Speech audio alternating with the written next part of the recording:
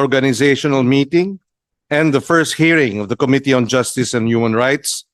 With the presence of a quorum, the chair declares, this hearing is hereby called to order. The chair declares the presence of a quorum.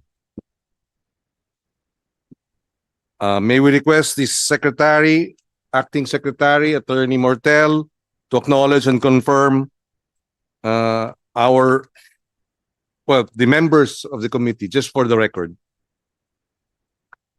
Yes, Mr. Chairman. Good morning, Honorable Senate President. For the record, Mr. Chair, the members of the committee are as follows. You as the chairperson and Senator Pia Cayetano as the vice chairperson. Members will be the Senator J.V. Ejercito, Senator Risa Hontiveros, Senator Bam Aquino, Senator Erwin Tulfo, and Senator Joel Villanueva. They are likewise joined by our ex-officio members, Sir Senate President Pro Tempore, Senator Panfilo Lacson, Senator Majority Leader Juan Miguel Mig Zubiri, and Senate Minority Leader Alan Peter Cayetano. Thank you very much to our committee secretary. Being an organizational meeting, the committee adopts the rules of the Senate and the Senate rules of procedure governing inquiries in aid of legislation. Mr. Chairman, I so move that the rules be adopted. And duly seconded, the committee adopts the rules of the Senate and the Senate rules of procedure governing inquiries in aid of legislation. So adopted. May we now, Mr. President, the chairman will give the opening statement. Magandang hapon po sa inyong lahat. Ngayong hapon ay pagsisimula ng mga pagdinig ng komite sa pamamagitan ng talakayan sa Senate Bill 12-1215 o ang Infrastructure Anomalies Investigation Act of 2025. At ngayon, dahil sa bilyong pisong flood control scam, marami ang sumisigaw sa kalye, nasusuklam sa mga palengke at bukid, namumuhi sa bus, jeep at grab. At sinasabing ikulong na yan, mga kurakot. Kaya kasama ang ating mga inaanyahang resource persons mula sa DOJ, NBI, CHR, ICI, private sector organizations. Pag-uusapan natin ang Senate Bill 1215 na panukala ni na Senate President Sotto at Senators Erwin Tulfo at Hontiveros. Nilalayon nito ang magtatag ng isang Independent People's Commission or IPC, isang permanente at non-partisan na ahensya ng pamahalaan na nakatuon lamang sa pagsisiyasat ng katiwalian at mga anomalya sa mga proyekto sa infrastruktura ng pamahalaan. Kung may sasabatas ang komisyong ito ay magiging mas malakas at mas malaya kumpara sa kasalukuyang ICI sa ilalim ng isang executive order. Ang Senate Bill 1215 ay nagbibigay sa IPC ng statutory permanence, ganap na kalayaan at garantisado ang transparency at fiscal autonomy. Ang mga kapangyarihang istruktura at pagpopondo ng komisyon ay ilalagay sa batas, kaya magiging ligtas at protektado ang pondo, polisiya at pagpapatupad mula sa maaring panghimasok ng politika. Sa klaw ng jurisdiksyon ng IPC, ang lahat ng proyektong pang-infrastructure, national o local man, sisiguraduhin ang pananagutan sa mga proyekto tulad ng edukasyon, agrikultura, flood control, disaster resilience at iba pa. Komposisyon nito ay may 5 miyembro na magkakasamang hihirangin ng Kongreso at ng Hudikatura para tiyak ang kalayaan mula sa executive. Ang bawat pagsisiyasat ay dapat makumpleto sa loob lamang ng 60 araw at ang mga natuklasan ay may sasapubliko sa loob ng 30 araw. Dahil ang pagkaantala ng katotohanan ay pagkait ng hustisya. Truth delayed is justice denied. Binabago ng Senate Bill 1215 ang isang pansamantalang ahensya na pinamumunuan ng executive tungo sa isang institusyon na permanente, independyente, may pananagutan sa publiko. Dahil sa pamamahala, ang ibig sabihin ng pagiging bukas o transparent ay gumagana ang katarungan, merong functional justice. Hinihiling natin sa Pangulo na rin na i-certify as urgent itong panukalang batas na ito. With that, may we know if the Senate President has an opening statement? Thank you. Thank you, Mr. Chairman. This will be very quick. First, I wish to thank you, Senator Francis Pangilinan, the Chairman of the Committee on Justice, for the hearing that you have called, and particularly during the organizational meeting of your committee. So thank you and congratulations for that. And then I would like to address and thank our distinguished resource persons who are with us this morning. Thank you very much for your presence.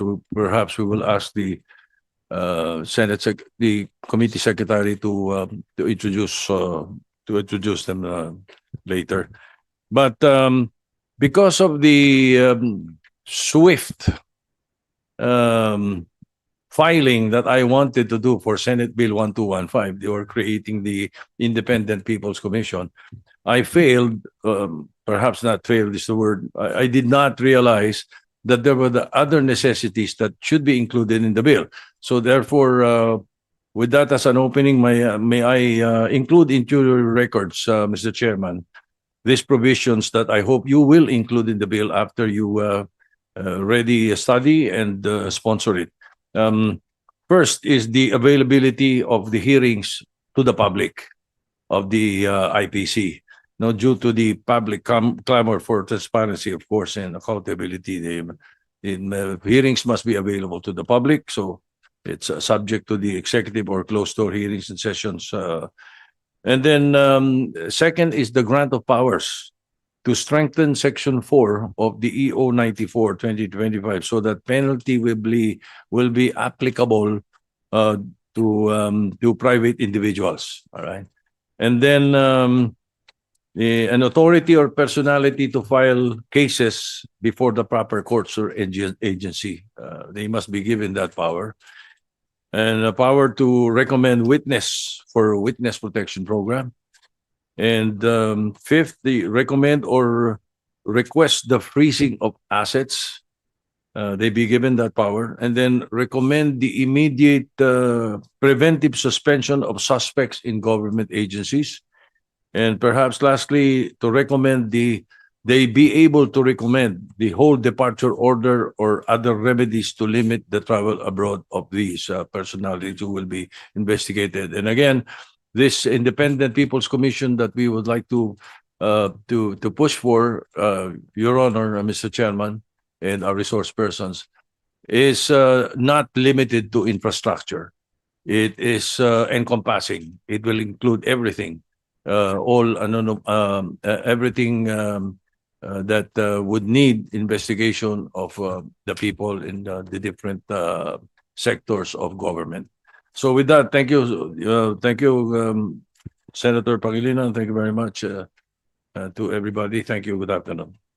Thank you very much to the Senate President. May we now request the committee secretary to place on record the presence of our resource persons in this hearing this afternoon. Yes, Mr. Chairman. Mapagpalang hapon po sa ating lahat, Honorable Senate President, Mr. Chairman. For the Department of Justice, they are represented today by Chief State Counsel Dennis Arvin L. Chan. Sir. Only to stand up, just you may raise your hand or just acknowledge the chair. Thank you. Also with the DOJ is General Katapang and ASEC Al Pereiras from the Bureau of Customs. From the Commission on Human Rights, we have Chairperson Richard P. Palpalatok, and with him is Attorney Gemma Parohinog. From the Department of Public Works and Highways, they are represented today by ASEC Melody Villar. She is the incoming Assistant Secretary for Legal Service. From the DBM, we have Attorney Tricia M. Baraan from the Budget Information and Legislative Service. Likewise, Mr. Chair, we have Honorable retired Chief Justice Renato Puno in our panel today, as well as Honorable former Senator Franklin M. Drilon. Good afternoon, sir. Former Senate President, sir. Good afternoon. From the Independent Commission for Infrastructure, ICI, we have the Chairperson, retired Justice, Honorable Justice Andres B. Reyes Jr., sir. And he is likewise joined by the member of the ICI, former Secretary Rogelio L. Singson. From the People's Budget Coalition, we have the co-convener, Professor Kenneth Abante. And from the Makati Business Club, Chairman Edgar Ochua is represented by their Executive Director, Mr. Rafael G. Ongpin. We have sent, for the record, Mr. Chairman, we sent an invitation to the Management Association of the Philippines, but they send their regrets for because of a conflict of schedule. That is all, Mr. Chairman. Good afternoon. Thank you, Attorney Martel. We can now proceed. But before we ask for whether or not our resource persons will deliver their opening statements, just one quick interjection here. One of the reasons why we felt the need to conduct this hearing immediately, it was in part prompted by the news item wherein the spouses Discaya publicly said they will no longer cooperate with the ICI. That sort of troubled this representation because given the enormity and the huge how do you call it, controversy surrounding the largest corruption scandal in the country's history, you have persons refusing to cooperate and publicly saying so. And that's why we feel perhaps it's time to review the powers of the ICC, perhaps give it additional, well, the need to perhaps give it additional powers so that it can aggressively and vigorously pursue its investigation without such unacceptable public pronouncements from those who are or being directly involved or being accused of massive corruption practices. So with that, do we know, we would like to know if any of the resource persons have prepared an opening statement. The former Senate President, Frank Drilon, you have the floor. Thank you very much, Mr. Chairman and Mr. Senate President. Good afternoon. Mr. Chairman, at the outset, allow me to express my appreciation to your committee for hearing Senate Bill 1215, even if the Senate is on break. And in that regard, let me express my appreciation for the effort of the Senate President in filing this very important measure. Now, I consider the passage of this law as as urgent. And in that regard, I join the call of our chairman to request the President to certify this measure as urgent. Why do I consider this measure as urgent?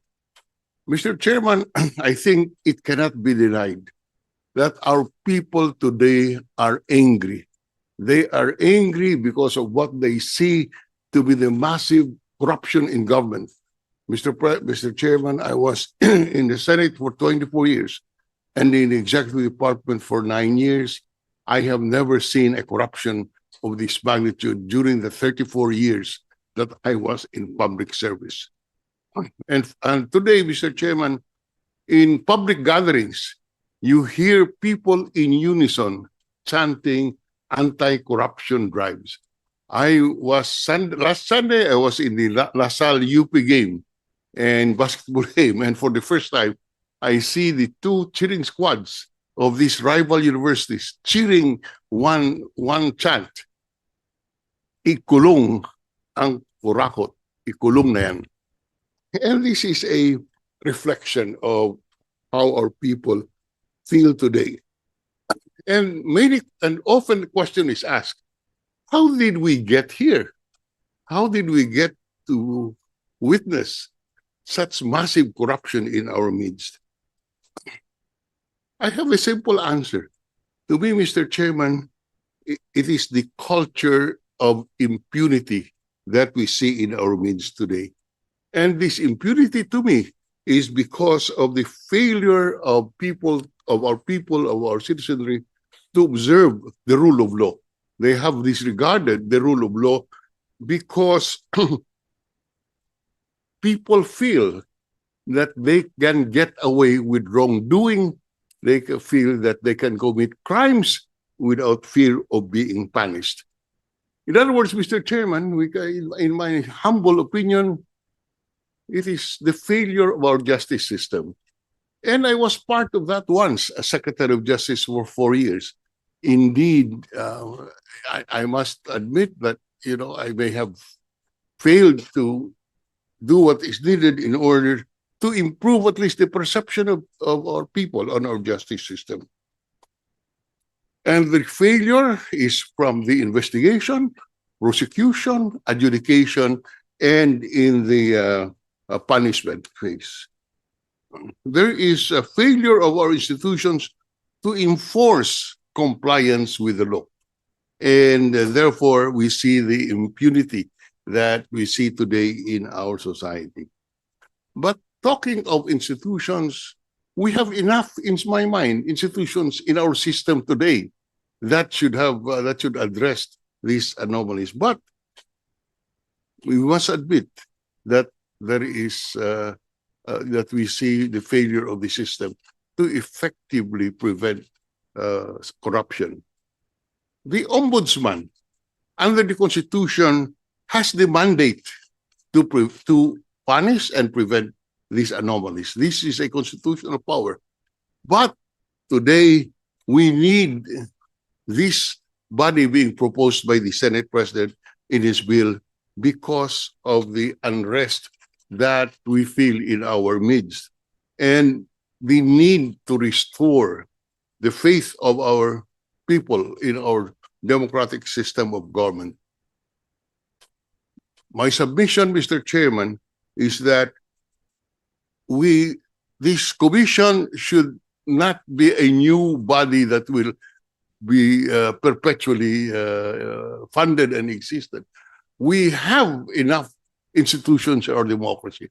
In my view, we have to strengthen them. But in the meantime, let us have this ad hoc body in order to restore the faith of our people in our justice system and mollify the people, make them believe that democracy is still the best system for our governance.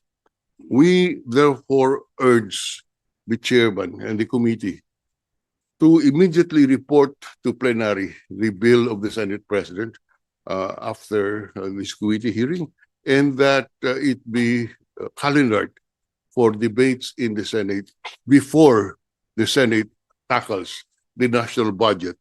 We urge the President, and I join the call of the chairman, to certify the same as urgent. Mr. President, there are precedents to the creation of the ICI. There are precedents. Recall, the most famous, of course, is the Agrava Commission, which was formed in 1986. And you have the Davide Commission, the Feliciano Commission. All of these, Mr. President, were fact-finding bodies, the same as what is envisioned in Senate Bill 1252, because it is consistent with the Constitution that this body be created to be given fact-finding powers. And all of these bodies before, whose existence were challenged in the court, were all sustained to be constitutional, except for the Truth Commission. And the Truth Commission was decreed by the Supreme Court as unconstitutional because of the Equal Protection Clause, when the EO itself said that it shall cover only investigations of anomalies of the past administration. that was considered as violative of the Equal Protection Clause. I have other comments on the other parts of the bill, Mr. Chairman, but I will end this opening statement with an acknowledgement of my appreciation to the committee for setting this early. We reiterate our call that this be given top priority by the Senate leadership. And once more, allow me to express, I think I would echo the appreciation of our people on the effort of the Senate President to file this bill. Thank you very much, Mr. President. Thank you very much, Senate President Drilon. Would members of the ICC, would the ICI, would you have an opening? Oh, does former Chief Justice Puno have an opening statement? You have the floor, sir.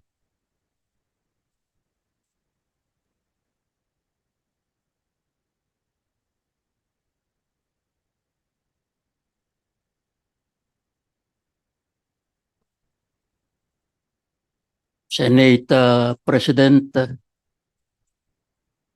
I like to think that your preliminary statements eloquently express the necessity for the filing of this bill, and more importantly, its enactment without any unnecessary delay. They also adequately express the anger of our people on the corruption being unearthed, especially on the flood control projects. Likewise, your statements perfectly echo the unanimous opinion of all sectors of our society, the upper class, the middle class, the poor class, the academe, the civic organization, and the churches on the imperative need for the passage of this bill. And so in the interest of time and to avoid redundancy, I will not make any further prologue or preliminary statements.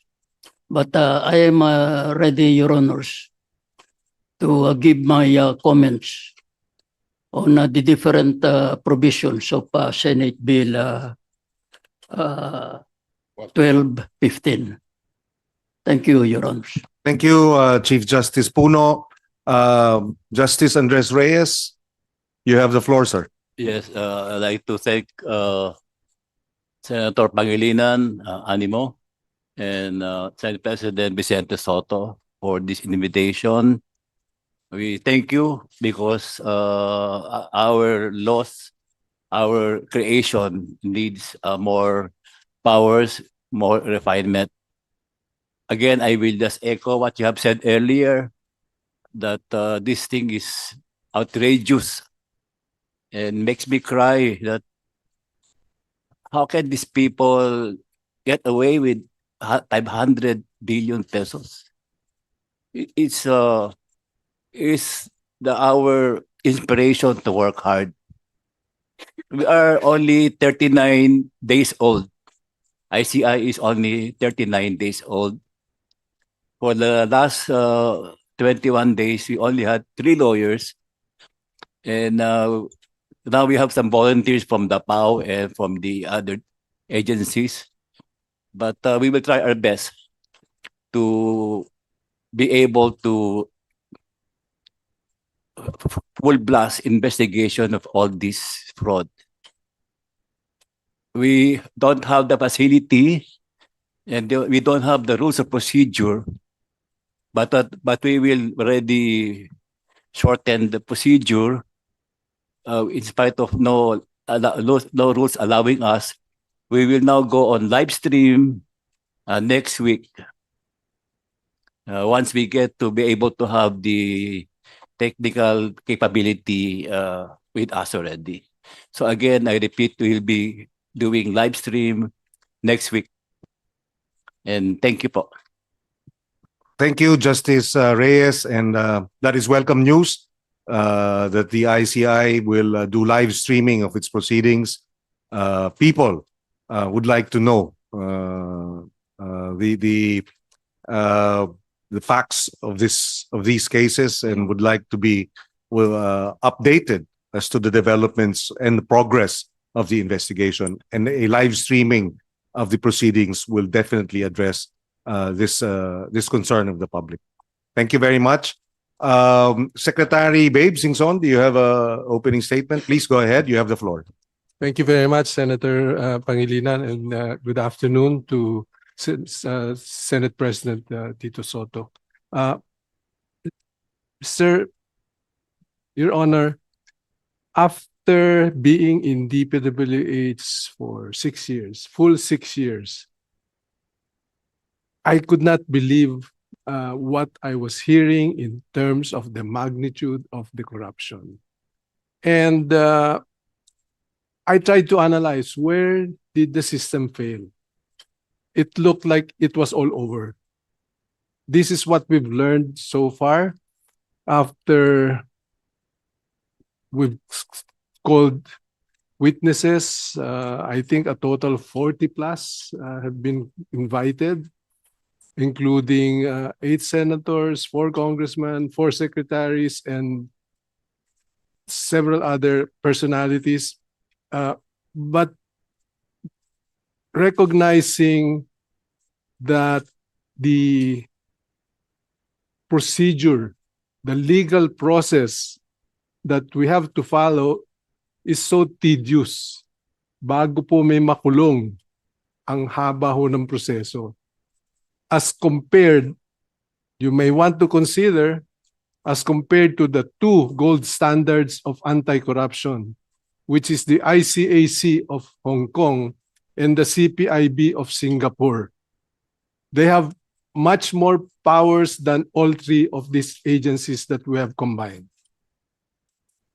Now, as a result of the difficulty and because of the very strong clamor of our people, because of the massive corruption all over the place, under the leadership of Chairman Reyes, we invited a total of 20 government agencies to find out from them what are their administrative powers that we can immediately utilize in collaboration with these agencies.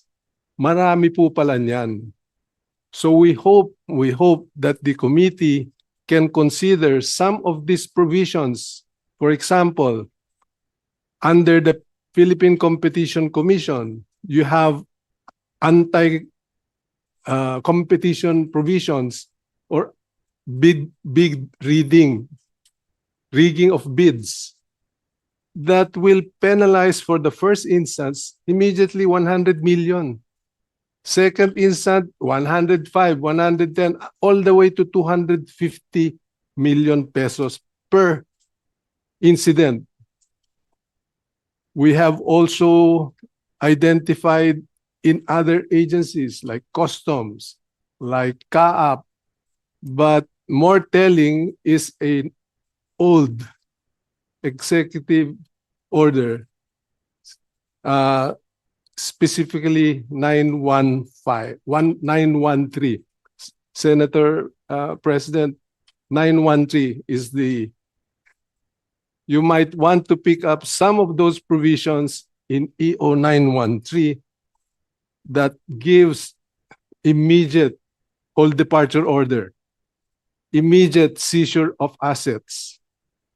Marami pala yun na pwedeng gamitin. So if it is already there, it is just a matter of putting all of them under your proposed bill, Mr. Senator.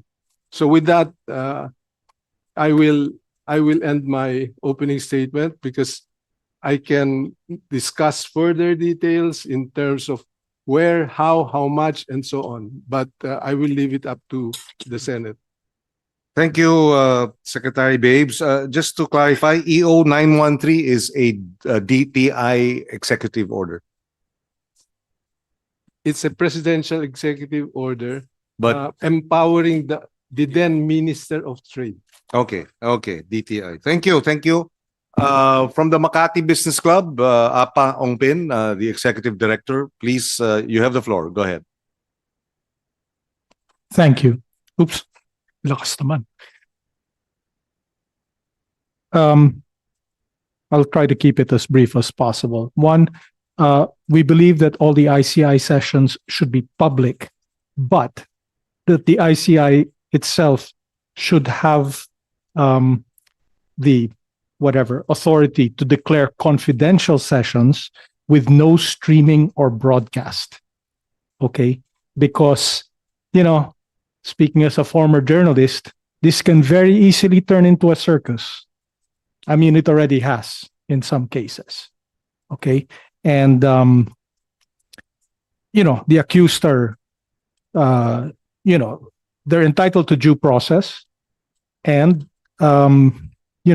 we cannot turn this into a public shaming exercise.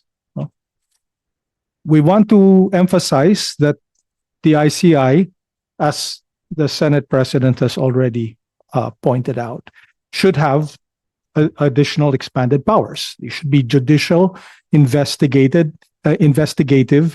and even confiscatory, like the PCGG used to have. So power of subpoena, power to declare in contempt, and which includes arrest and hold orders after due process. Okay. The commission, whatever we call it, should have the authority to file cases without going through the ombudsman, the DOJ, the Attorney General. We believe it should be that powerful. We propose that the commission be expanded far beyond its current. I mean, there's 20 of these guys right now. It needs to be maybe 10 times the size just to deal with the huge volume of cases, let alone the huge volume of money involved. No? And it should be expanded beyond infrastructure. What we're seeing now, as I think Professor Abante will tell you, is that these guys, the same guys in Congress, and they're worming their way in now to the ayuda, into the social welfare programs. Diba? That's how they're trying to take the money. It's beyond infrastructure. And, as we've always said, we want eyes on Bureau of Customs and Bureau of Internal Revenue. Let's not pretend that there's no corruption there. The ICI or the group should have fiscal autonomy and security of tenure. I mean, in order to be really independent, okay? We believe that, and in fact, future appointments need to be approved by a wider group than just the president at this point. It's just the palace who's appointing people to this thing. No? And finally, we feel that, like Secretary Singson has said, we should look to the examples of Hong Kong and Singapore, and study the charters of those organizations, because although they have slightly different legal systems, those organizations have been very, very effective, obviously, in comparison to our own past experience. Thank you very much, Apa Hongpin of the Makati Business Club. We now have People's Budget Coalition. Professor Kenneth Abante, go ahead. You have the floor. Where do you teach, Professor? I teach at the Kennedy School the summers, Mr. Chair. Oh, okay. My school. Yeah. Go ahead. Go ahead. Yes, sir. Mr. Chair, Senate President Sotto, honorable members of the committee. We are the People's Budget Coalition. Kami po ay grupo ng more than 40 people's organizations and civil society organizations pushing for a transparent, participatory, and accountable budget process. Inaral po namin yung insertions and yung budget documents over the past 20 years. Allow us to share inputs po on what we've found. I think going directly to the subject of today's hearing, we in the People's Budget Coalition support the urgent passage of the Independent People's Commission Bill, empowering it with the powers of contempt, mandating that hearings be open by default unless there are critical meetings that need to be kept confidential, that it be given fiscal autonomy, and that it proactively disclose the tracking of cases pending before the judiciary related to cases of corruption. I was listening to Representative Chel Jokno's interview yesterday about some cases pending before the Sandigan Bayan aging 40 years, Mr. Chair. We think these are critical to be resolved. Today is the first anniversary of severe tropical storm Christine. I am a typhoon survivor and disaster response volunteer that unfortunately we are victims of this massive corruption scandal. Unfortunately, and the tragic truth, Mr. Chair, is that we have lost trust in the integrity of our budget, procurement, and justice systems. We organized rescue relief medical missions in communities po na 2 linggo baha sa Bicol region.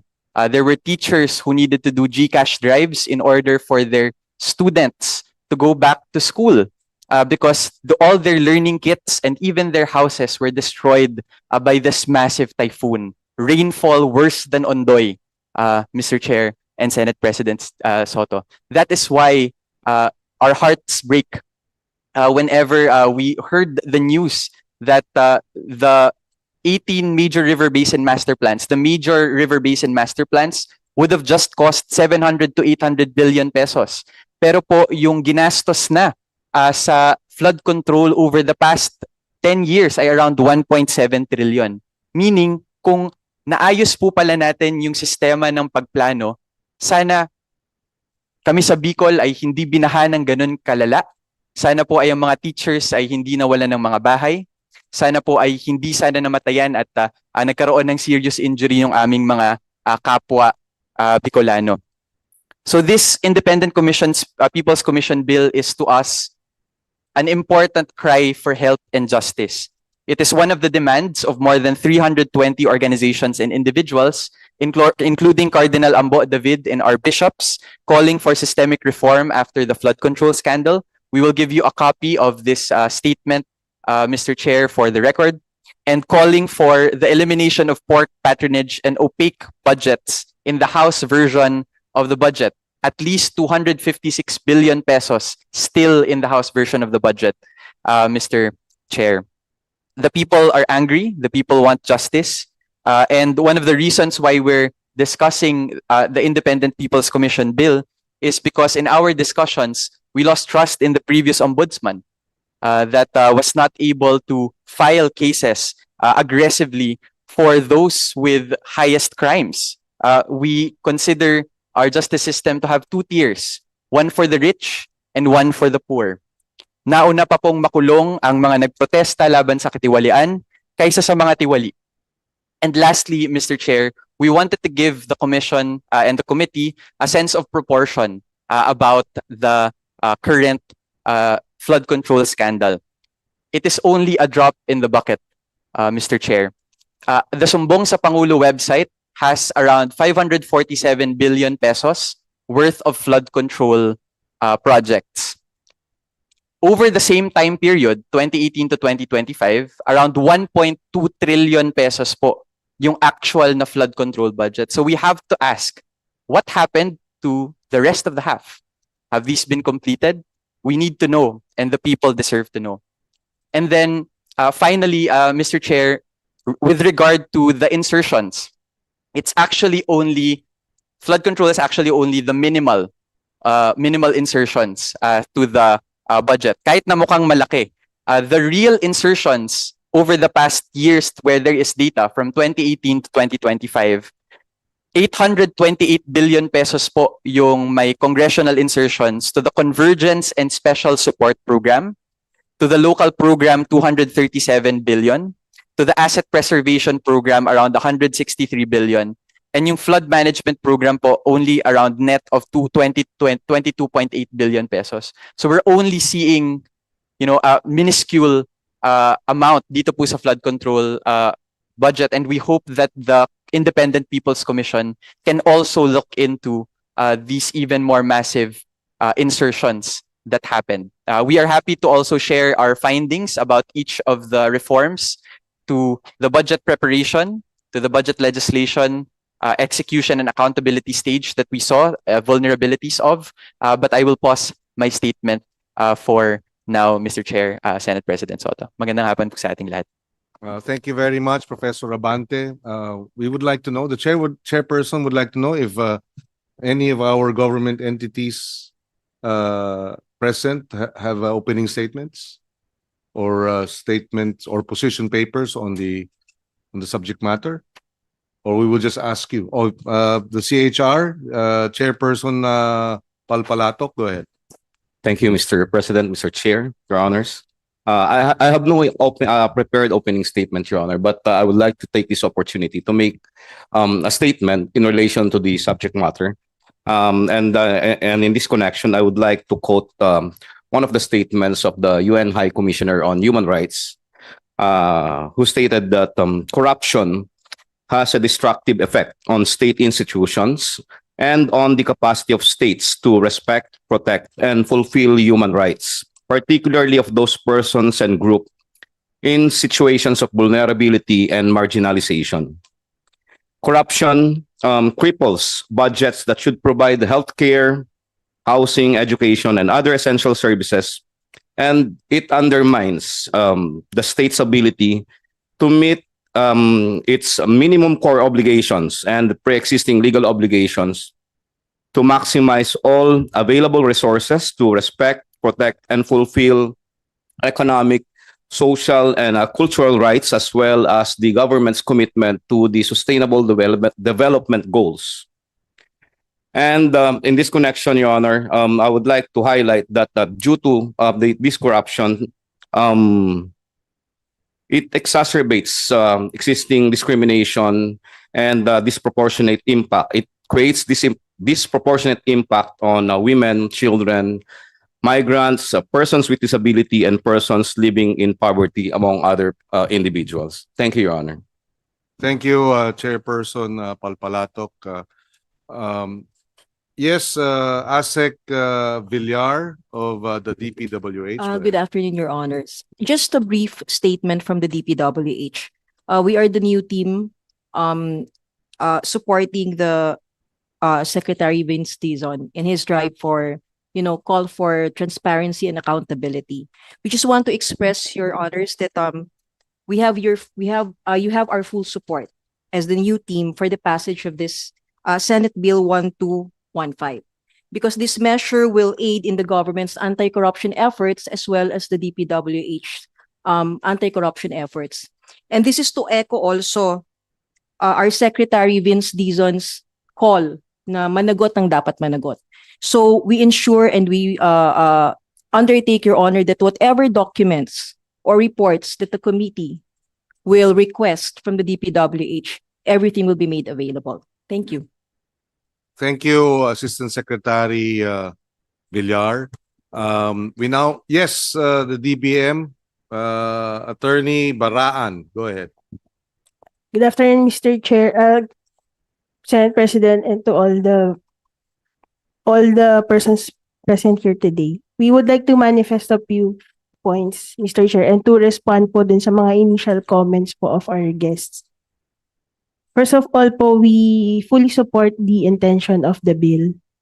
And since may independent commission na po currently, we would like to note lang po na ensure lang po na walang duplication po ng mga iti-take up po nilang mga cases. Ganyan. Baka maklarify lang po sa bill na ensure na wala pong duplication. If the intention is separate entities po sila.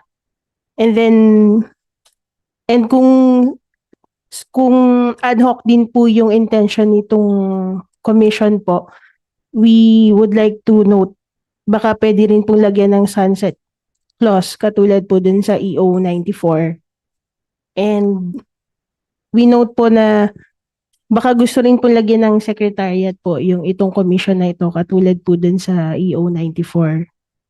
As to the proposal po to have fiscal autonomy, we respectfully request for reconsideration po kasi this might be a precedent po na mag-clamor for yung other proposals for fiscal autonomy. And to note, currently po, nasa constitution lang po yung may fiscal autonomy and limited fiscal autonomy.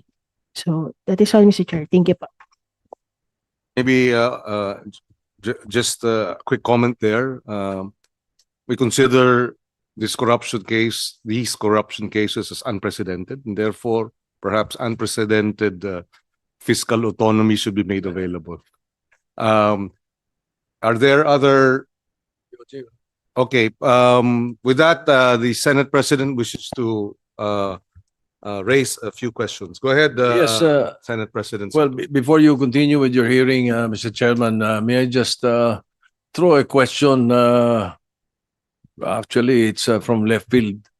Either former Secretary Babe Singson or the DPWH representative, I just want to know what is there in the DPWH Quezon City office that was burning a few hours ago. Alaman doon. If I'm not mistaken, this might be part of the Region 4A office. Tama ba? Kasi kung yun yung nasa Kamuning area, I'm not sure. But I know there are one or two offices along EDSA in that area, Quezon City, 4A. So I hope it is not our zone. I just thought that the media would like to would be interested to find out. Miss, the ASEC of DPWH? ASEC Villar. Yes, Your Honor. This is actually Region 4B. The regional office 4B of the DPWH. 4B. Yes, Your Honor. Mindoro.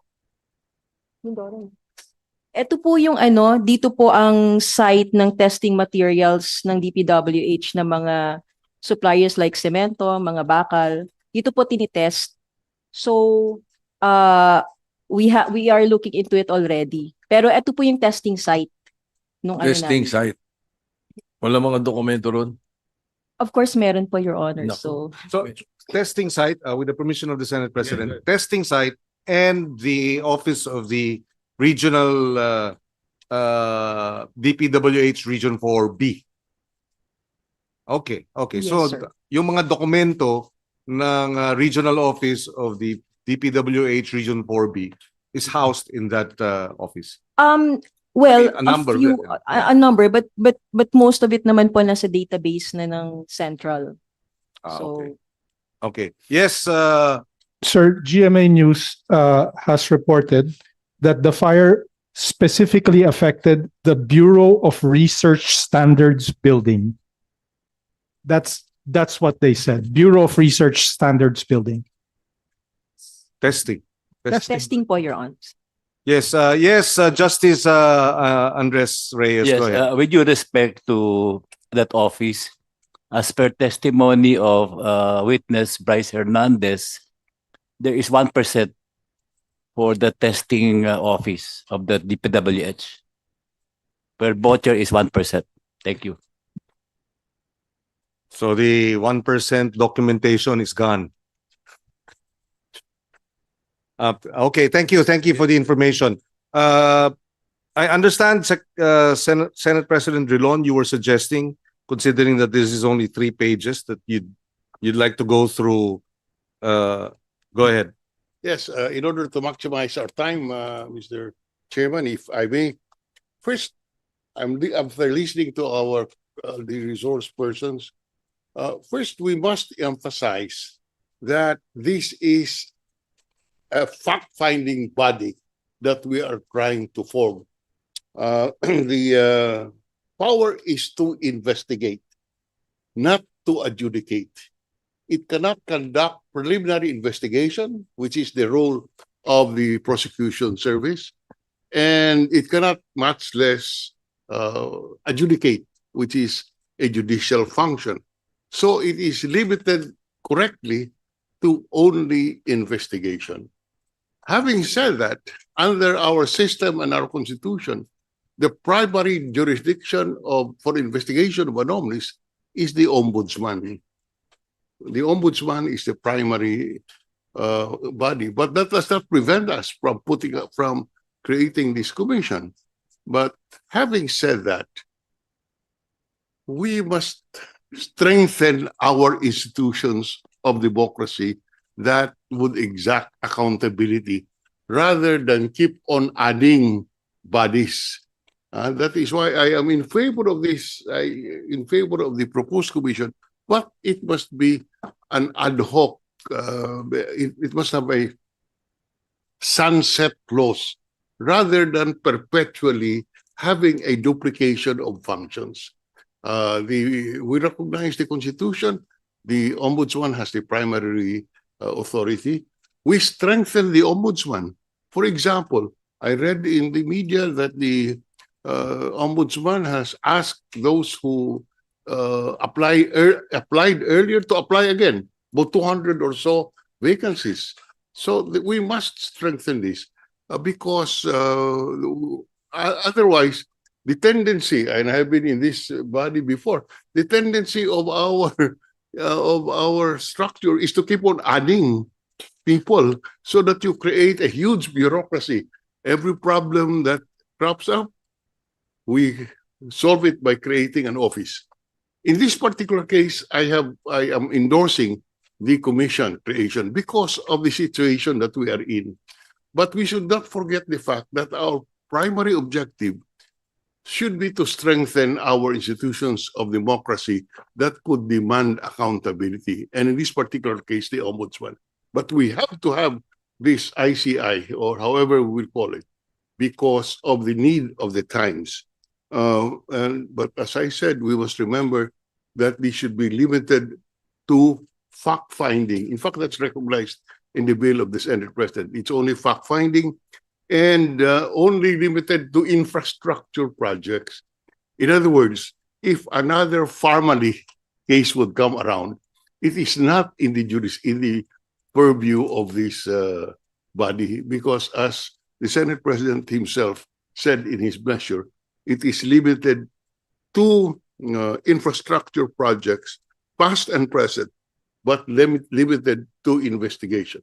In other words, it is a fact-finding body, and it will now recommend to the Ombudsman or to the prosecutor the prosecution of cases. But commenting on certain areas, On the issue of the sunset provision, what timeline are you looking at?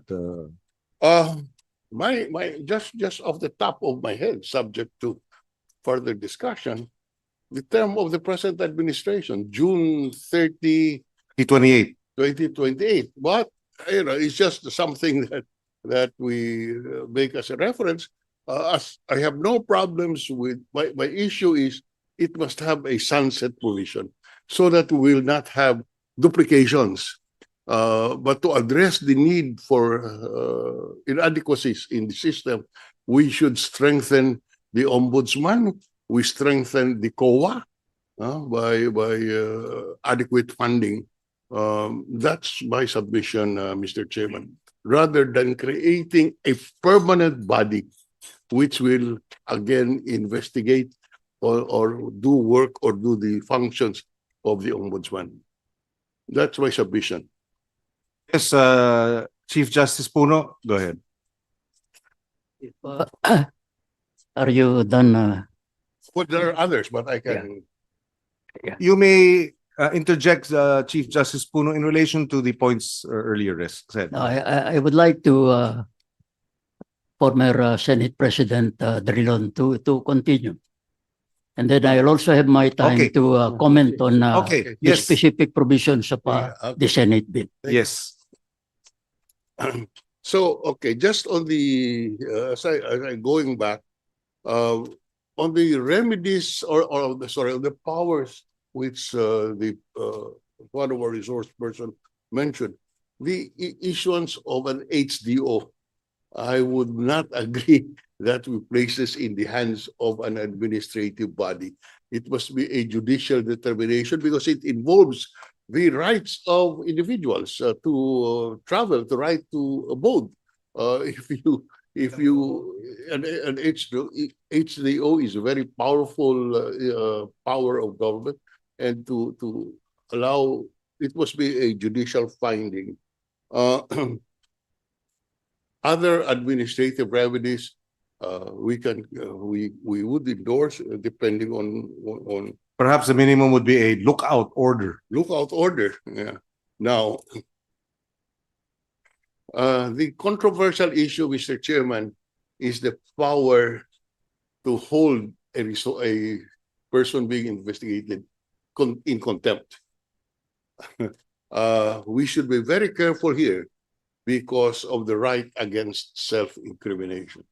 Remember that the persons being called to the hearing of the ICI face potential criminal liabilities. If the ICI or the body is empowered to recommend the prosecution of people. And having said that, if one invokes his right against self-incrimination, we cannot order the detention of that person until he cooperates. The example in the Senate or in the House cannot be cited because the objective of an investigation in the Senate and the House is in aid of legislation.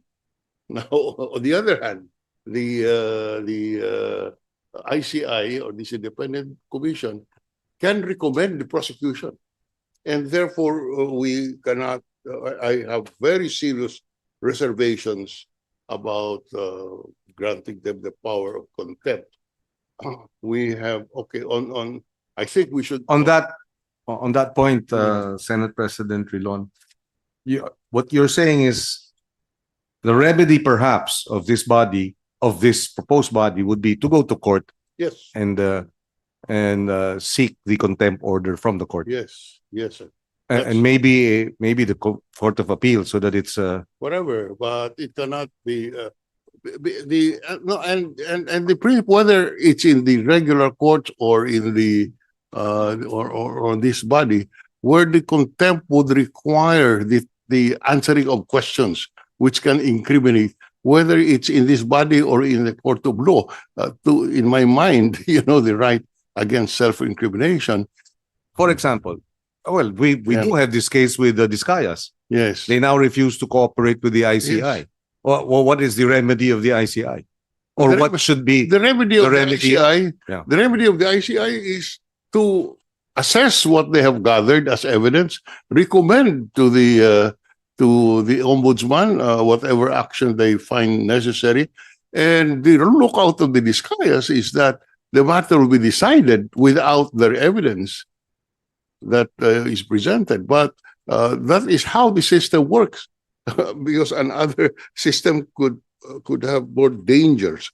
Now, the matter of it is also mentioned by the private, by the businessman that some private group must approve the appointment of the president. I don't think that's possible because the power of the president to appoint is constitutional. He is the appointing authority. He is elected by the people.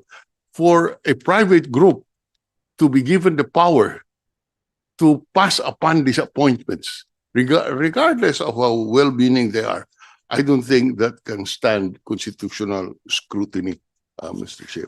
So They can recommend. they can limit, for example, there is nothing wrong with recommendation, and we can even legislate as proposed by Senator Sotto that the nominations of, say, of a retired justice must be passed upon by it can be exercised by some group, integrated bar, can recommend. The president's power to appoint can be limited by that, his authority can be exercised only on the nominees. Now, we have done that, Mr. President, in existing laws. I myself wrote that in the charter of the Professional Regulatory Commission, so that only those recommended by the professional body can be appointed as a member of the boards. Pwede po yan. So, I mean, we have done that. Then in my case, the Coconut Levy Trust Fund Yes, the Coconut Levy Trust Fund. measure and the Representative of the farmers Yes. must be nominated by That's the right. farmers group. Now,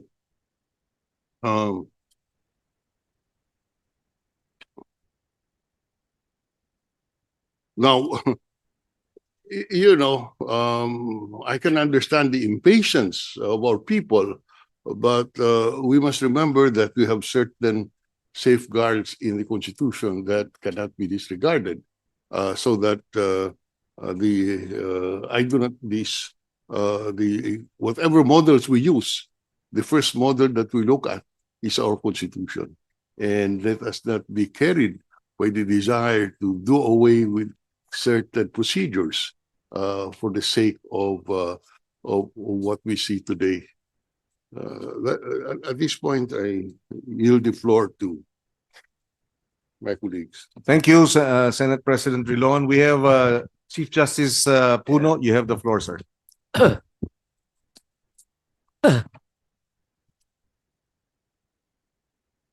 Thank you, Mr. Chairman. May I now express my thoughts on the various provisions of Senate Bill number 1215. First, the primary purpose of Senate Bill number 1215 is to create an independent People's Commission. The stress is on the word independent. The question is, how can we more or less determine that the commission sought to be established by Senate Bill number 1215 is independent? It is respectfully submitted, Your Honors, that we have to look at the structure of the proposed People's Commission from different dimensions to determine its independence. In accord with the known and recognized template used by the international community. What are these different dimensions to determine the independence of this People's Commission? First, its legal autonomy or independence. And we can perceive this from the different provisions of Senate Bill number 1215. Second, its budgetary or financial autonomy. Third, its operational independence. And fourth, its immunity and security against undue influence or retaliation. So proceeding from these different dimensions or the template provided by the international community, I respectfully submit the following observations. One on the composition of the commission. I note that the chairman of the commission will be a retired justice from the Supreme Court. But I note that the nomination will come from the integrated bar. I like to inform your honors that the retired justices have their own organization. And perhaps the nomination should come from these retired justices. In the same way that this has been, this is the proposal with respect to the other members of the commission. There are certain questions on the matter, Your Honors. Are the members of the commission to be considered government officials, subject to all its rules and regulations, such as the filing of salary, full-time services, divestment of assets, and other prohibitions? Who determines their compensation and other allowances? And is there any provision on how they can be removed from office? We may also want to rethink the provision allowing the reappointment of members of the commission. And this goes to the conflicting thoughts on whether this should be an ad hoc body or a body with a fixed term. And all that question about the need for a sunset provision. Number two, on the budgetary independence. It is the wording of Section 8 on appropriation of the commission. Or is the wording on appropriation sufficient to guarantee that the commission's needed budget will be provided to ensure the success of its operation? Again, this will go to the different thoughts on whether there is a need for fiscal autonomy on the part of this commission, or not the traditional fiscal autonomy that we grant, let us say, to the Supreme Court, but a kind that is a hybrid in order to satisfy the this need for budgetary independence. Number three, on its operational independence. We just heard from the chairman of IPI that the commission has only 3 lawyers. But may volunteers na raw. Yes. And Section 9 of the bill provides that the organizational structure and staffing pattern of the commission shall be subject to the approval of DBM and consistent with the civil service laws, rules, and regulations. Since the commission should be independent, will not the approval of the DBM and strict application of civil service laws unduly restrict the operational independence of the commission? Or should we look for a sort of a middle ground, considering the need for powers of this independent commission? Fourth, on the immunity and security of the members of the commission.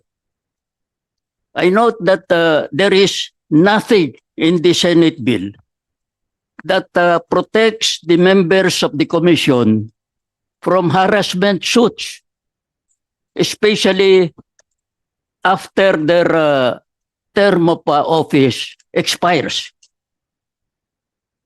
It is respectfully suggested that this bill should provide some kind of immunity to the members of the commission. I have other observations and suggestions on the power of the commission. And this has been stressed by Senator Drilon. The power is only to investigate.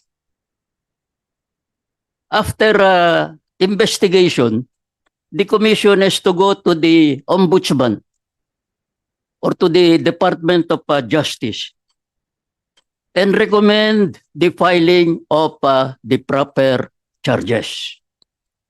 And the case has to undergo the usual preliminary investigation in the DOJ or the ombudsman. And it is the latter offices that actually will determine whether cases will be filed before our appropriate courts. The process, as I stress here, will be long. And the DOJ or the ombudsman may even set aside the findings and recommendations of the commission. And so, in effect, after giving the commission an independent status, its power is only to investigate.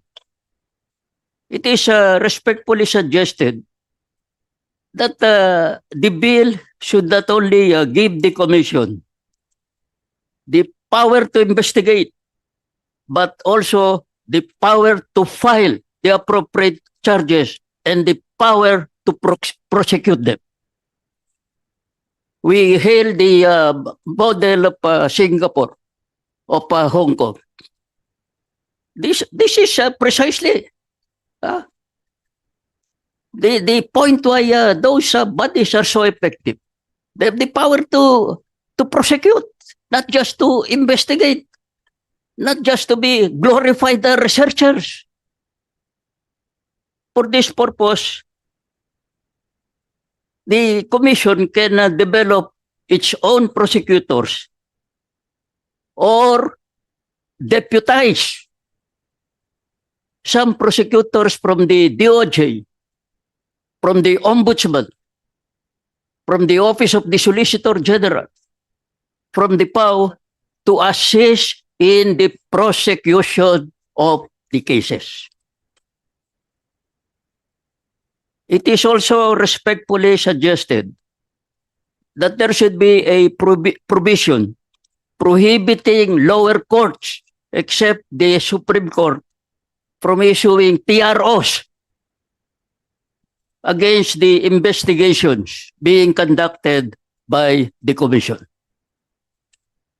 It is also suggested that the extent of the subpoena powers of the Commission should be clarified.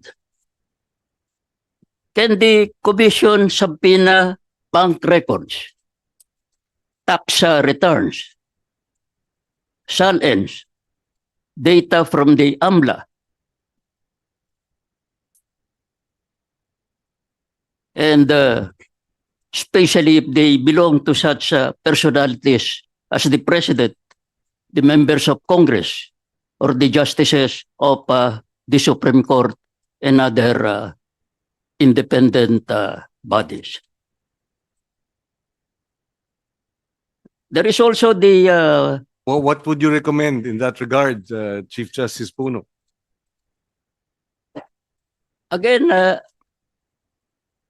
extraordinary times require extraordinary remedies. As soon as these extraordinary times will be gone, when normalcy will again prevail, it is easy for Congress to get back all these powers. Thank you. Thank you. And there was also talk about giving the commission hold order power. It's hold the departure power. As it is now, it's only the court that can issue hold the departure order. But will we be violating the Constitution if we give this power to the Commission? I think we will be violating the Constitution if we deny the judiciary of this power, because essentially this is judicial power. But the Constitution does not prescribe the giving of this power to another body. In view of the extraordinary times that face us. I have heard the proposed amendments suggested by the Senate President, and I concur in all of them. Anyway, Your Honors, thank you for your invitation to share my thoughts on Senate Bill 1215, a piece of legislation which the country needs to pass without unnecessary delay in view of the crisis of corruption threatening our harmony as a people and the future of democracy in our country. Thank you, Your Honors. Just a quick question, Chief Justice Puno. Based on your own inputs, you therefore, it is your position that the current ICI has inadequate powers to be able to address the largest corruption scandal ever in the country's history. Yes, Your Honor, and I like to think that that opinion is shared by all the people in our country, especially the academe, the professors of constitutional law. And I like to think that this is considered even by the present IPI. Maybe one quick question.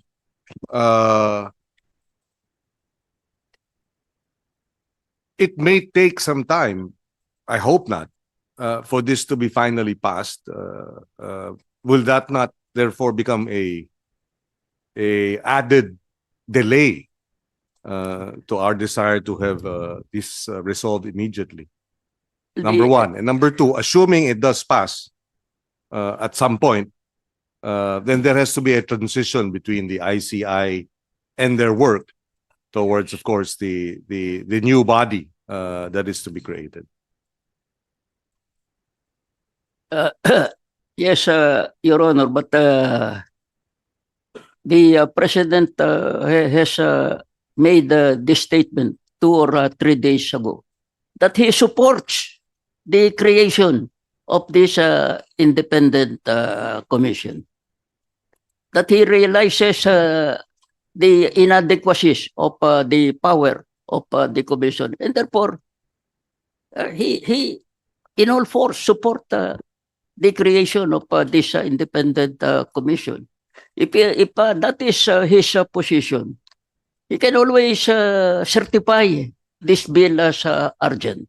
And I've seen also the counterpart bill in the House of Representatives. There are very few provisions that are opposed to each other. And so it will be very easy for both houses to agree on a final version of the bill. Yes, Mr. Senate Chairman, President. just one question for my enlightenment. In your position on the powers that we should give IPC, or the Independent People's Commission, you said prosecution, and that authorize something to the effect that they may be able to authorize the ombudsman or deputize the Department of Justice. Do you think it would be legal, or still independence will be still in the commission if you include a representative from the DOJ or a representative from the ombudsman in the commission itself? No, no, Your Honor, because these are complementary measures. The purpose of both, let us say, the ombudsman law and the purpose of this Senate bill run parallel to each other. They do not contradict each other. The creation of this independent commission will only strengthen the country's fight against corruption. Not necessarily. So Okay, there will be deputize no diminution of the powers of the ombudsman, the powers of the DOJ, because they will be complementary. Thank you, sir. Senate President Drilon, you may wish to answer the question of I Senate cast a President Sotto. dissenting vote with all due respect. First, when you deputize a fiscal or a member of the ombudsman's office as part of the commission, the power there is moved to the commission because that ombudsman becomes, or that representative becomes part of the commission.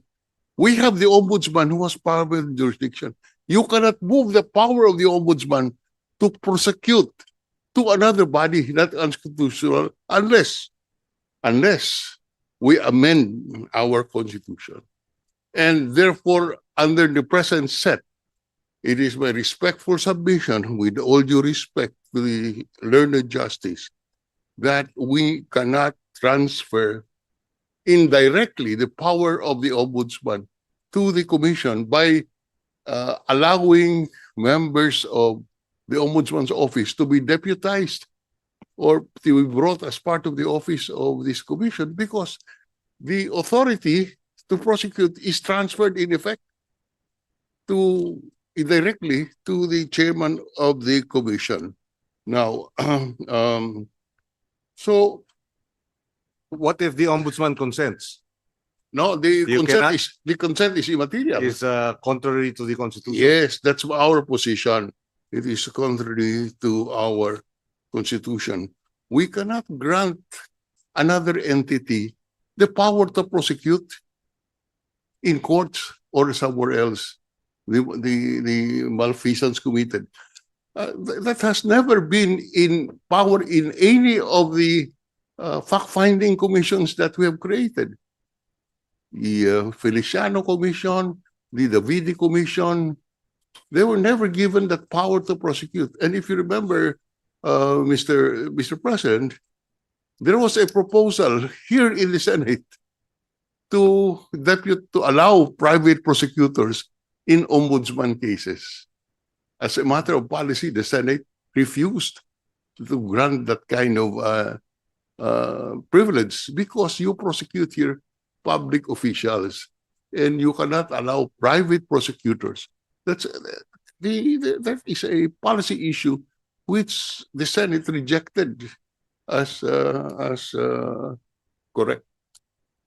So that's why we have reservations about transferring the power to the ombudsman to another body. Chief Justice Puno? Yes, Mr. Chairman, we are not usurping the powers of the ombudsman.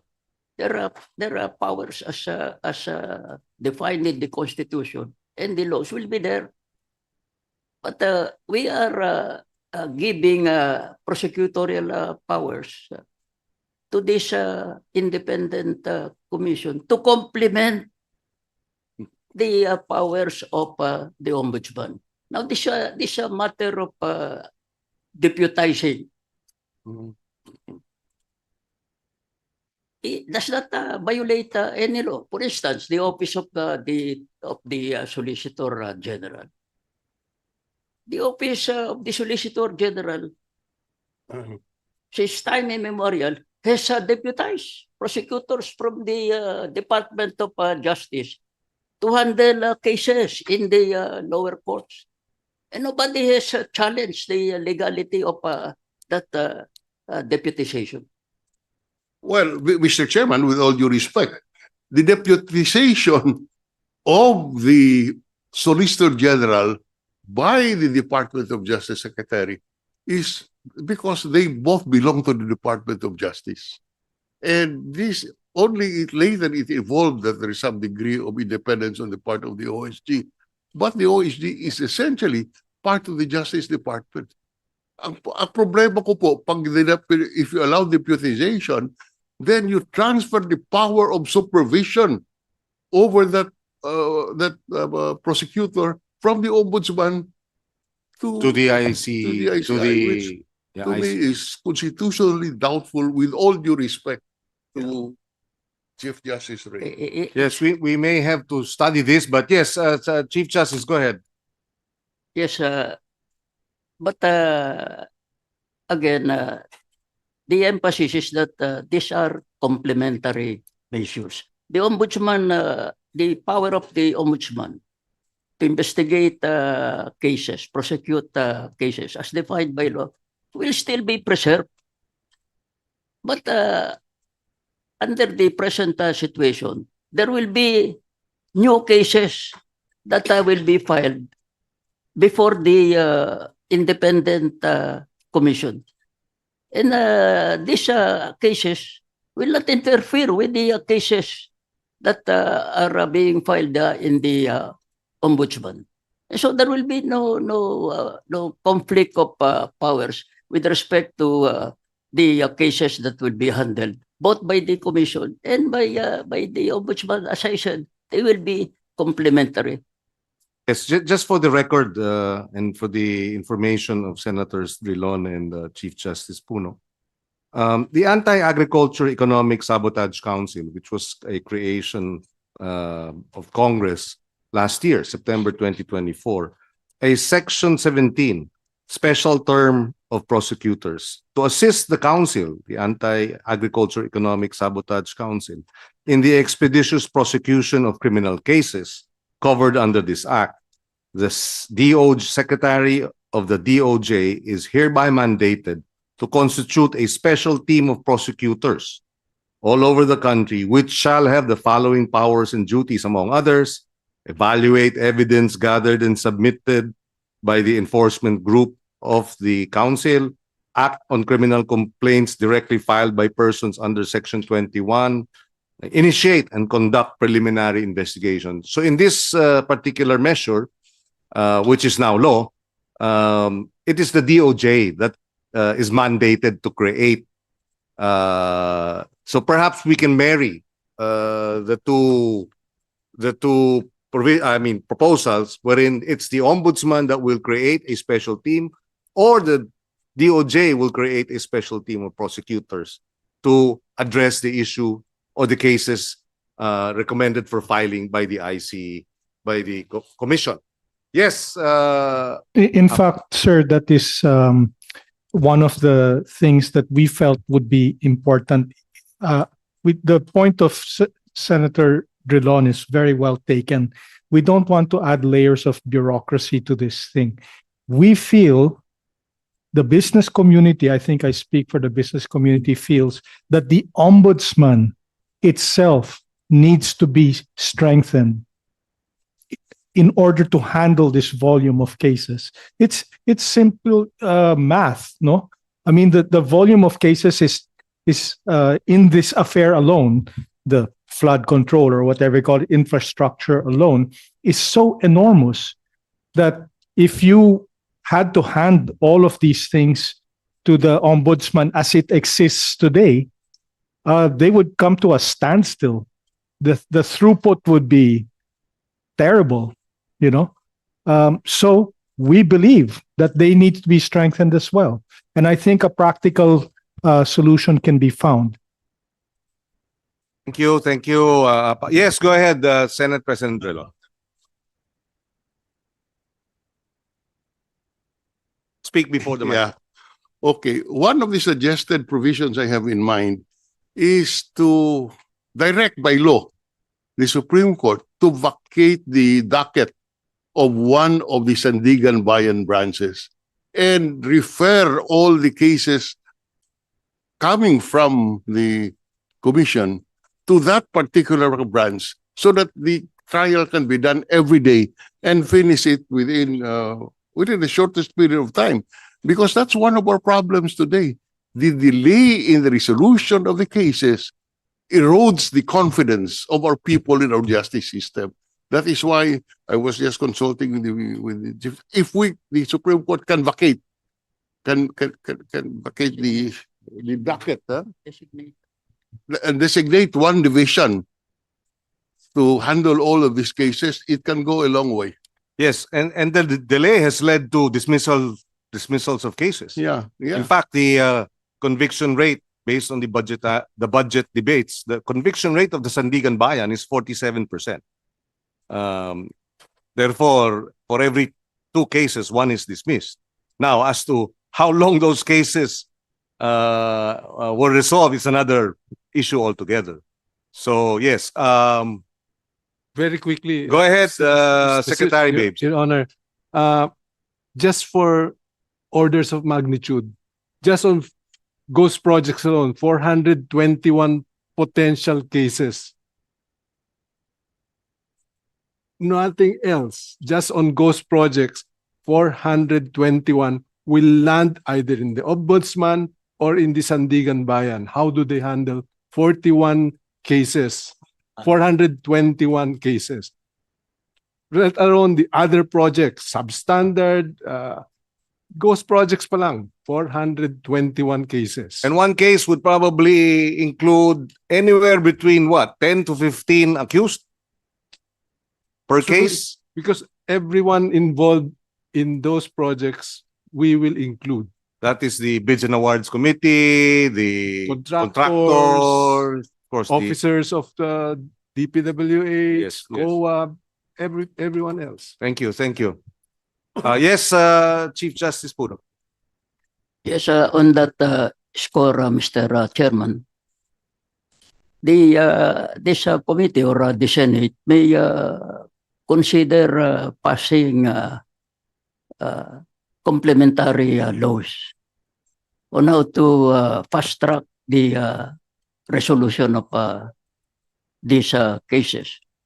You know, creating special divisions in the Sandigan Bayan, maybe 1 or 2, or if there is still a further necessity, creating a new, entirely new subdivisions. And perhaps the committee may also look at, how to fast track the resolution of these cases by looking at the evidentiary requirements. Maybe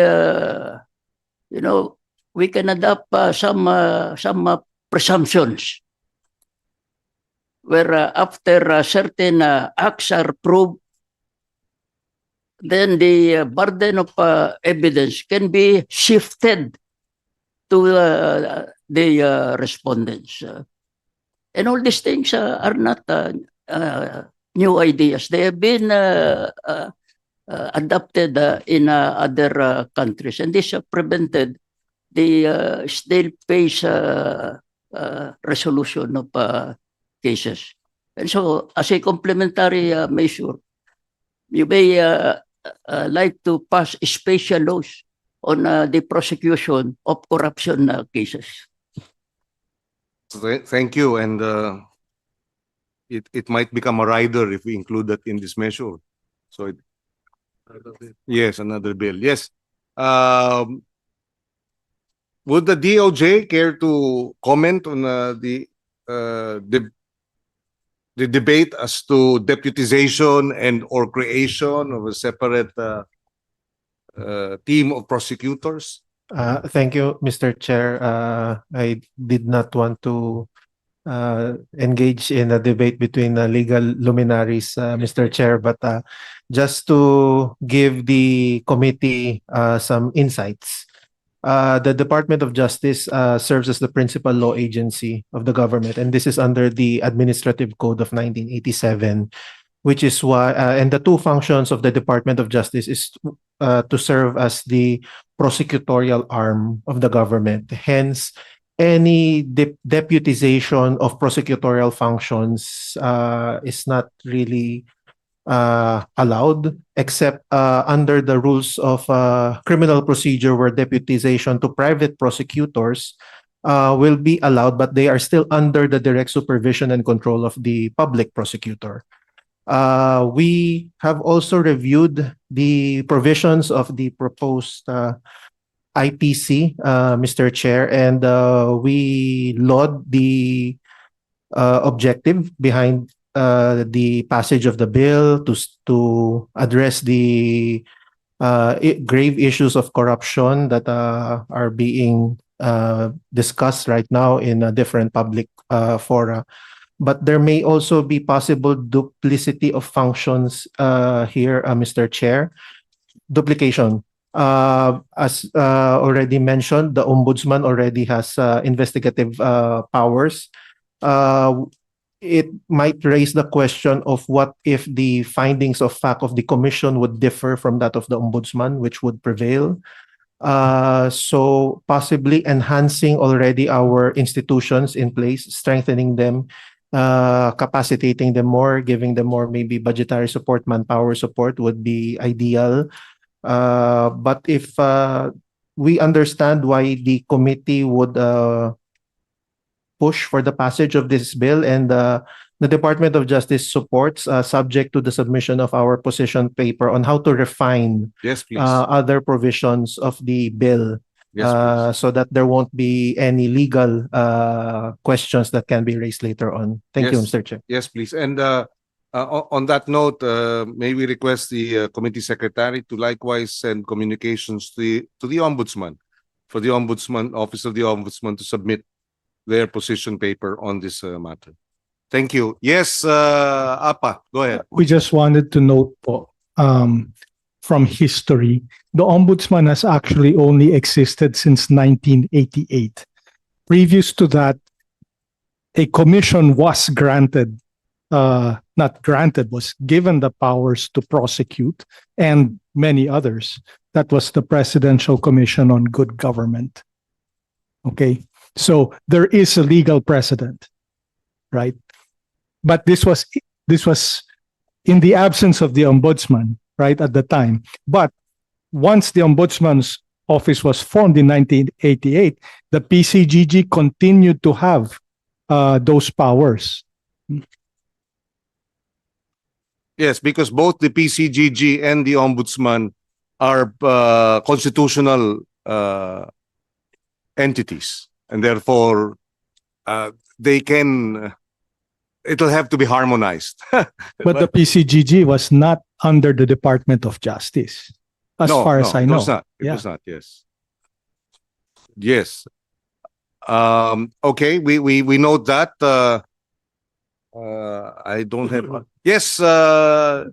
Justice Reyes, go ahead. We take note of the confines, as mentioned by Secretary Dillon, and we'll be very happy if the powers suggested by the Chief Justice Puno will be given to us, because I have noticed that there are some powers we lack, that like bank secrecy law, tax records, you can imagine that the flow of money was by cash. So it's difficult to really trace how the money went about. So we need these financial banking rules to be able to perhaps determine where the money went and who got the money and the amount. And of course, we would also like to have the power to look into text messages of these people, because I'm sure that one way or the other, exchange of money was done through a text message between the official and the contractor. At any rate, we are so happy with the suggestions and of the Chief Justice, and we would like it to be adopted as much as possible by this committee. Thank you, Sec Babes, and then Chief Justice Puno. I'd like to also mention the importance of immunity from lawsuit for the members. Kawawa yung membro dyan after they retire. Mauubos sila sa lawsuits. Kaya baka hindi na mag-imbestiga. Papetik-petik na lang, di ba? Okay, yes, we know that. Go ahead, Chief Justice Puno. Yes, on the lack of power of IPI, I note the statement now that you know the money that is the subject of these crimes do not anymore go to the banks. They are physically deposited to if we are to believe it, in apartments, in condominiums, and so on and so forth. Condominiums, which are also fruits of the illegal wealth. Yes. But that raises the question, Mr. Chairman, on whether you should give this commission the power of search and seizure. That is the question. Well, Of course, consistent with the protection given in the Bill of Rights. yes, we will note, but that's very interesting. Or maybe that the commission can secure the warrants direct from the Court of Appeals, or search warrants direct. Self, if I understand it, Is for the commission to be able to have the power to seize Yes. and to. Yes, yes, we will. Or go to the procedure in our terrorism law. Yes, there are provisions in the anti-terrorism Where where the council can. you go just- to the Court of Appeals. Yes. just to remind our colleagues, we abhorred the system of ASO during martial law. Let us not put that back into our statute books. The proviso is that consistent with all the protections in our constitution, especially the protections in the Bill of Rights. But that is one kind of a solution. Yes, They can go yes. to the Court of Appeals, and again, the Supreme Court can designate specific divisions of the Court of Appeals to handle this matter, so that the process will be very speedy. Yes, yes. Thank you, Chief Justice Puno. Yes, Justice Reyes, go ahead. Yes, regarding search and seizure, I have been toying with the idea, because if an office is engaged in wanton fraud, and we know it's happening there, we should be able to take hold of that entire office. Nobody can be allowed to remove documents, and the employees will not have access to that room until we have gone through every record, every USB, everything that's there inside. That way, we can really be able to notice or discover some wrongdoing on the part of that office. Yes, think I these- remember the- initially you were expressing serious concern or grave concern about the burning or destruction Yes. of public documents. Yes, as per record now, the burning in Quezon City does not involve flood control projects. But I did had a meeting with the COA, and I told him that you have to secure all the records of the COA because as an investigator before with the ombudsman, I know that there's a tendency for the criminals to burn down the office, which happened in the Cebu scandal when they burned down the entire Treasury building in the 1980s. It may not involve flood control projects, but what about farm to market roads? Yes, Mr. Rongpin, apa? This is actually one of our issues naman that we are trying to work with the DBM about. The issue is transparency, right? A lot of government agencies are resisting digitization because they want to keep everything on paper, right? And when you keep something on paper, it's not transparent. You have to go there to request access to the documents. You can't just find them online, right? So this is a struggle that we've been having, and the DBM has shown great initiative in this, no? But you know, the other guys, DOJ, DPWH, we need these things online, BOC. not on paper. BOC. BOC, BIR. Yan.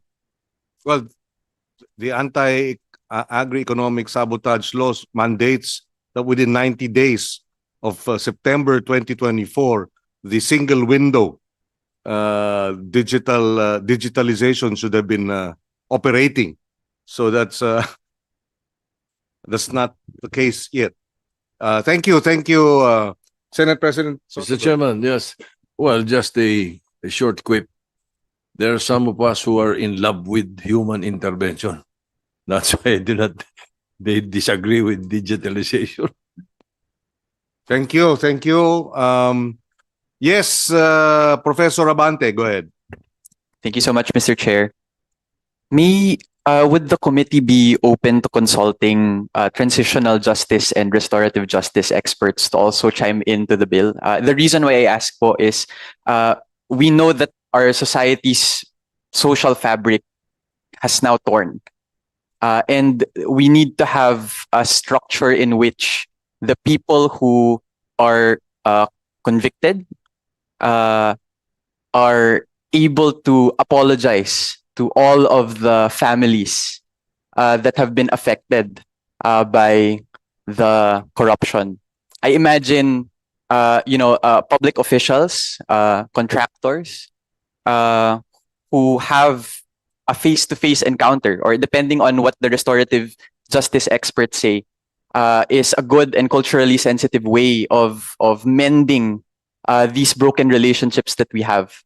And this is coming from, we can think about what happened after the end of apartheid in South Africa, and in many other, transitional justice courts that happened all around the country. So perhaps that may be my first input. I have second input. Well, we're willing Mr. Chair. to get their position papers and take a look at it. So if you can help us, Professor, in that regard, please get these groups to coordinate with us, submit position papers, and we can review them and see how a number of those provisions may or may not, but may be incorporated in the final report and the measure and the law. Go ahead.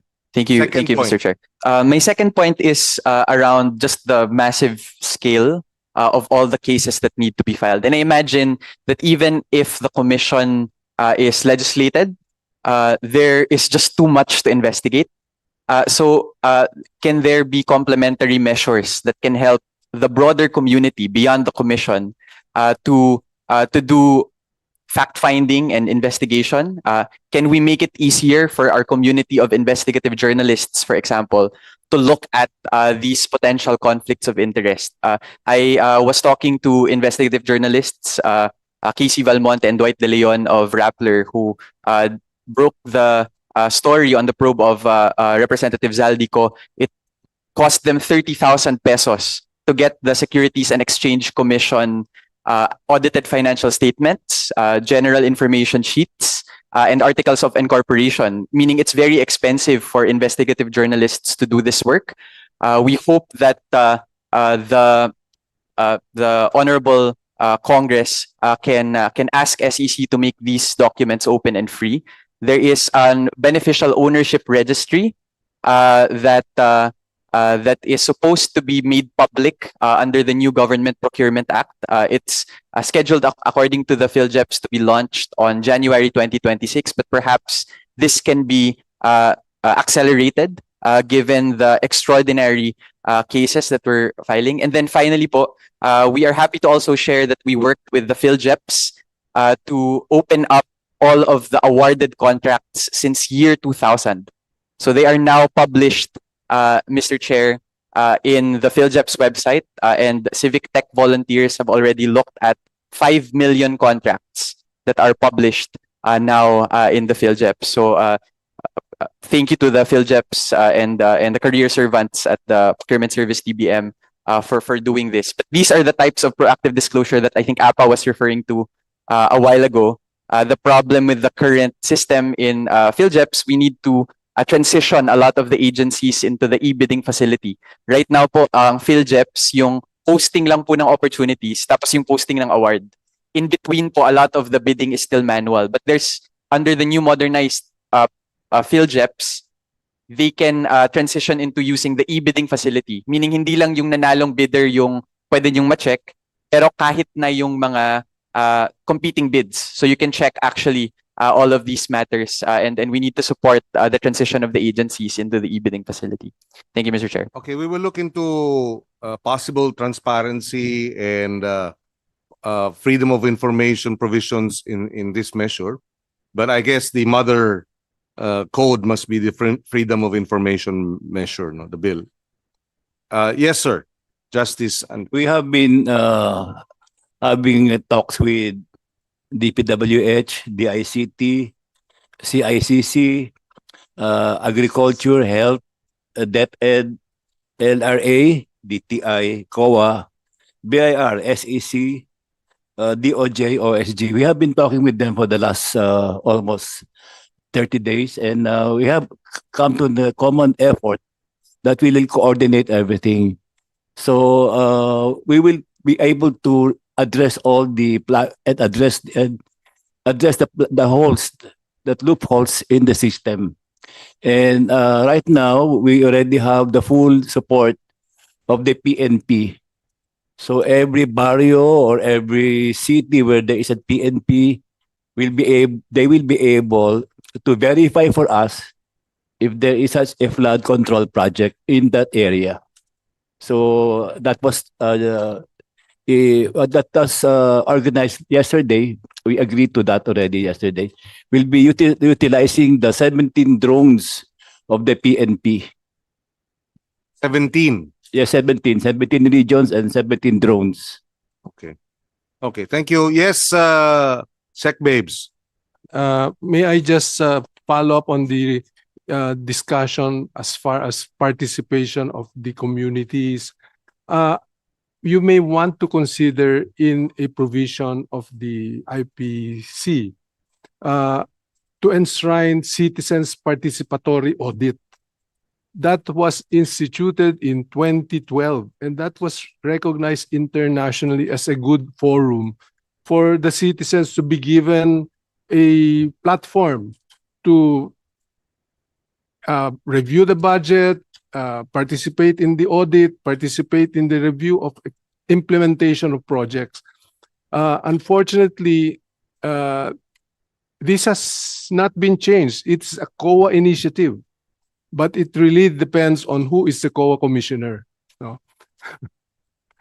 But my suggestion is if this can be enshrined in your proposed IPC so that all agencies are required to institutionalize a citizens' participatory audit so that everyone, all citizens who want to for example, Department of Agriculture, then the groups related to agriculture can have a direct participation, Mr. Chairman. Actually, this was there was a preliminary discussion on the budget, the DBCC budget hearings, where the DBM was there, the DOF was there, DepDev was there, and of course the chairman of the Committee on Finance of the Senate, Senator Gatchalian. And we were actually proposing, I was proposing that in the GAA, there will be special provisions on citizens participatory audit. So that is something that we're working on. Thank you. Yes, Senate President Drilon. Yes, just in that regard, there are many good ideas that we hear around here. But so what we have to contend with the constitutional rule on multiplicity of subject matter in a single bill.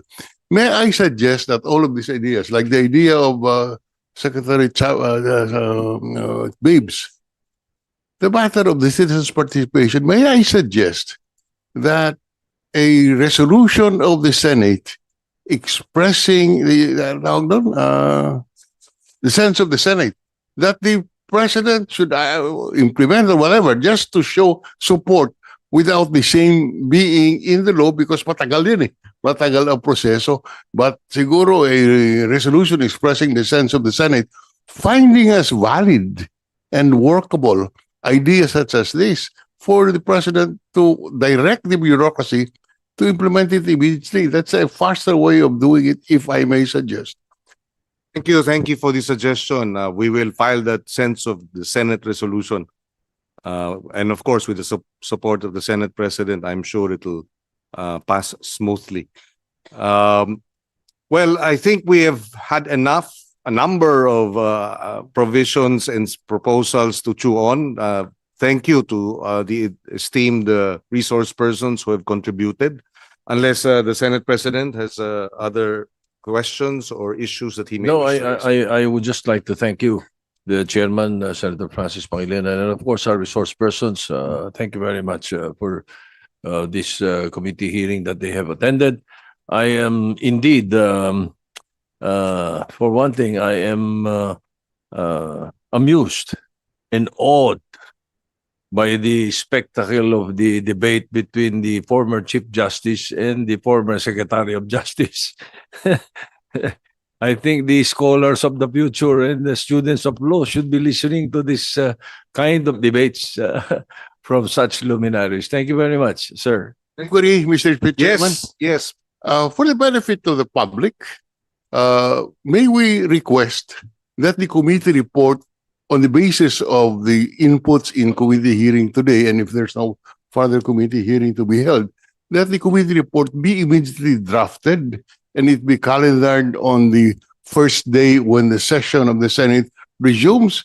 Request a certification as to the urgency by the President, and have it passed before we start the budget debates, because traditionally, the moment the debate is on the floor, no other bill is taken up. So I suggest if there is time, we can do it before the debate on the budget starts. Yes. In fact, we will have one technical working group after this. And so we would request our resource persons to submit their written position papers. And that if they may, send representatives to participate in the technical working group meetings so that we can prepare the committee report. And yes, that was the intention, actually. The Senate will resume sessions in November 10. So by then, which is 3 weeks from now, we hope to have that committee report sponsored and seek the certification of the Office of the President. Just for the DBM, may we request you to also comment on whether or not there will be available appropriations to support the creation of this body, your position paper there. And have you released funding for the ICI based on EO 94? And how much has been released? Just to... Good afternoon again, Mr. Chair. And for the information po, we have received the request from the ICI for funding requirements and the same is being under process na po. So, in the meantime, abonado sila, ganun? Is that it? Well, the DBM should act with dispatch. Yes po, we have received the request this month lang naman po, Okay. Mr. Chair. Okay, so with that, ano na tayo? Adjourn.